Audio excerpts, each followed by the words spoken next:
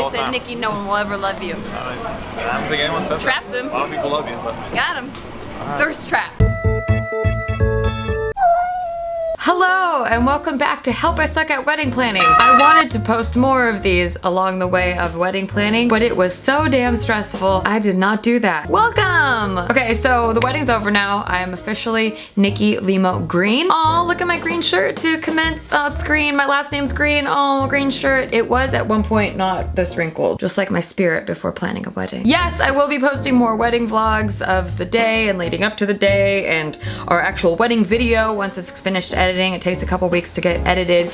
I do want to share all that with you. I haven't even opened all our wedding gifts. We've been married for 2 weeks now and look at this damn mess in here. Wedding shit. But first, I had to make this video. A video that warns you about all the stress of wedding planning that people don't tell you. Maybe things that you forget that you had to do, or maybe things that you had no clue you had to do. If you're planning a wedding right now, I'm so sorry. I really thought this video was gonna be about why you should elope and never plan a wedding. But actually, our wedding ended up being the best day of both of our lives. We both were like, whoa, that was totally worth it. You might cry. You will cry. You're gonna cry. But guys, it's so worth it. Oh my God. Here are all the things that I would like to warn you about and maybe some tips that would help you so that you don't stop existing during the process. Let's do this.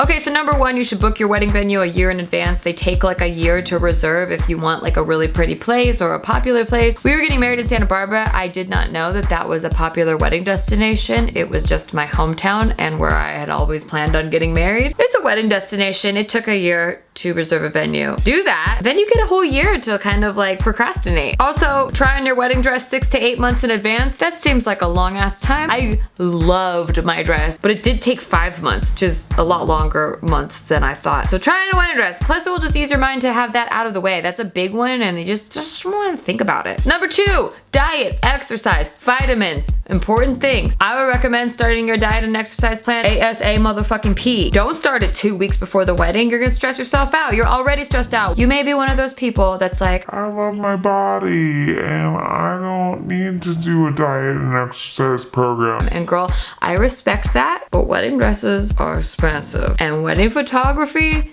is expensive. I personally wanted to make it worth it. Treat yourself. Get them gains. Diet-wise, I tried to limit my desserts and alcohol to once a week. It was really hard. And when I did treat myself, I would have like a lower calorie version. For example, instead of a margarita, which has 350 plus calories, I would have a 90 calorie Smirnoff Spike Sparkling Seltzer, which has 0 sugar and is crafted to remove gluten. It also helped that I'm a Smirnoff partner. Shout out to Smirnoff. What? And I love these. In fact, I even brought them to Vegas for the bachelorette party so we could drink those instead of cake because they're good. Boxes of that stuff does not last in my house. I also did not realize how important vitamins were. Vitamins just make it so you're more emotionally stable, hormonally stable, you don't pass out as often in the middle of the day or catch yourself staring out the window and wondering why all the time. Vitamins help your body regulate and build cells. I don't know science. Whatever they did, it helped a lot. I personally highly recommend a multivitamin, a B12, and a D. Get that D. And that's just good general advice, really, but especially during wedding planning. Holy moly, mother of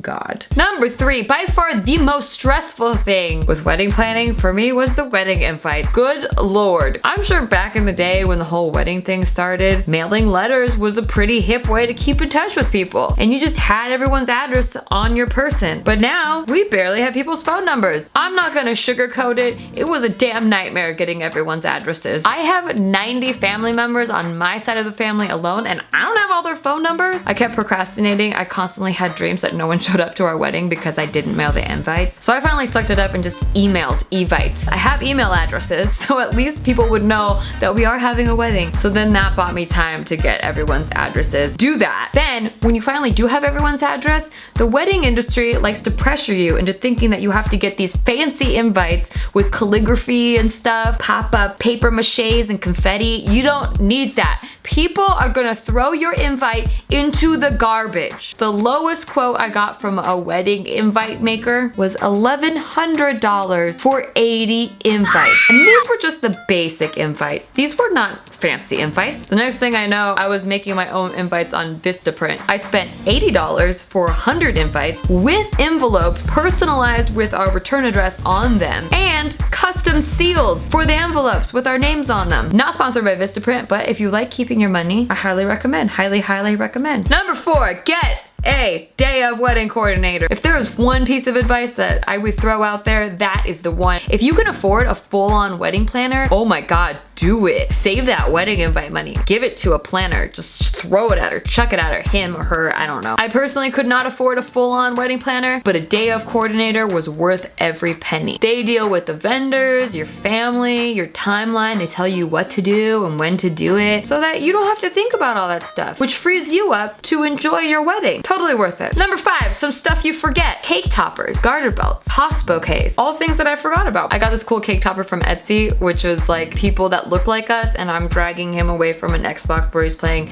Grand Theft Auto 5, which is something that he plays nonstop, and he's drinking Coke Zero, which is Steve Green's favorite drink. It was just very personal and I really enjoyed it. If you want a toss bouquet to the single ladies, have your florist, if you have a florist, make a separate toss bouquet so that you don't have to throw your real like awesome bouquet. And speaking of flowers, they cost a dumb amount of money. Like I was completely blown away. You go to Trader Joe's, they're $5 a bouquet. Even the fanciest bouquets are $20. The wedding bouquets start at $65. Those are for the cheap ones. The centerpieces, I don't even want to get into the centerpieces. I immediately went to Michael's and found some fake flowers that looked like pretty real. Then I put these fairy lights inside of a mason jar. There was a ribbon tied around the jar. I was able to get enough flowers and mason jars and fairy lights for under $100 to make the centerpieces. But then I got really hooked up by a florist. Shout out to Wild Roots Floral in Santa Barbara, Jessica Steele, what? So I ended up using these for the bar and for like the dessert table and stuff. You're about to get a boner. What? Oh, this is so cute. That being said, if you are gonna do real flowers on your wedding day, they're hella expensive for something that lasts a day. So what I decided to do that I didn't think of till 2 days after my wedding, so I could only do it with one centerpiece, what I would have done with my bouquet had I thought about it ahead of time, is preserve your flowers and frame them. Ah, so cute. Now, those expensive ass flowers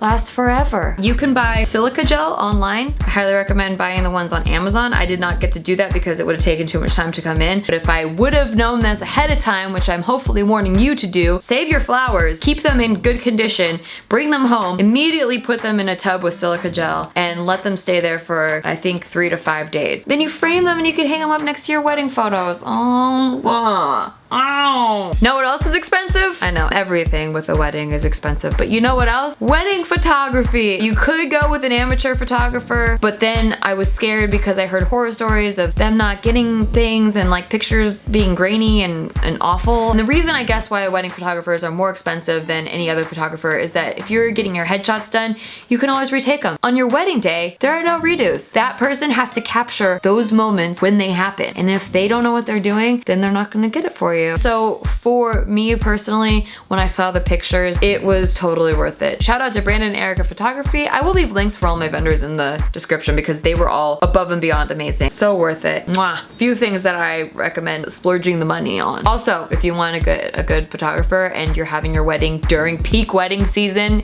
idiot, you should get your wedding photographer like 8 months in advance. Do it. Number 9, I mentioned this on a Tasty Tuesday. People will steal your shit. I was so mad. There was so much leftover food and desserts that I was eyeballing and preparing my body to consume and like mentally imagining how great it was gonna taste in my mouth. And at the end of the night, they were gone. Everything was gone. Food, gone. Desserts, gone. Alcohol, gone. Everything was gone. If you want to hang on to it, if you want to taste the food that you paid for, have someone keep an eye on the leftovers for you. Number 10, bridesmaids gifts and wedding favors. Here's my advice. Screw wedding favors. People don't appreciate them. They don't care that it has your monogrammed initials on them.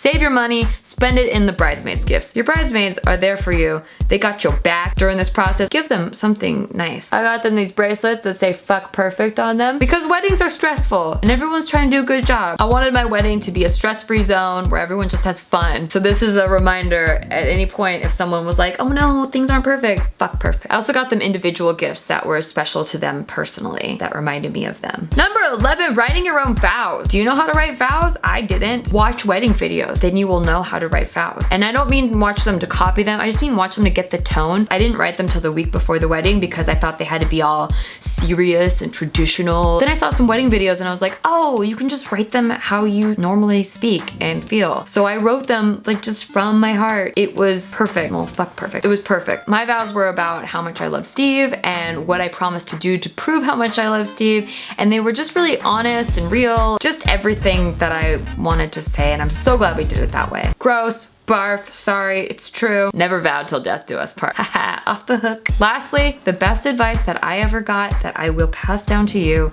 is that it's not gonna be perfect, but fuck perfect. There are gonna be little details that you know aren't what you wanted or ordered or planned, but no one else will notice. It's just you in your head because of how much time you spent planning that you personally notice these things. The focus should be on having fun and celebrating love, and everything else just falls to the wayside. Fuck perfect. We don't need it. It was just such a good time. So yeah, that's it. Thank you for watching Help I Suck at Wedding Planning. I did really suck at wedding planning, but somehow it all worked out and got pulled together, and I'm so happy with the way it turned out. I really do feel like you've been part of my wedding journey. Ugh, I hate that word, but I will use it with you because I feel it's true. I feel like these videos have been a lot of venting, and then reading your comments of people who are also planning weddings or who have just finished planning weddings or remember how awful the wedding planning was, and seeing that I'm not alone and I'm not crazy, it made me feel really good. I'm just really happy right now. Guys, sometimes I've been really unhappy. I'm really happy right now, so thank you for just being there and watching. I'm currently in the process of acting in a movie, so I've been doing back-to-back 12-hour shoot days. I don't know when I'll have the wedding vlogs edited, but stay tuned and subscribe so you don't miss any of this. If you want to follow me real time, you can follow my Snapchat or my Instagram. I'll see you next time. Bye. And if you're planning a wedding, good luck to you. It's so worth it.